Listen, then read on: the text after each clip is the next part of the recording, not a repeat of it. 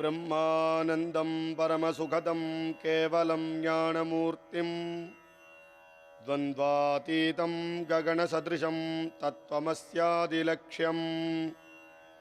एकं नित्यं विमलमचलं सर्वधी साक्षिभूतं भावातीतं त्रिगुणरहितं सद्गुरुं तं नमामि। विभुर्नित्यानन्दश्रुतिगणशिरो वेद्यमहिमा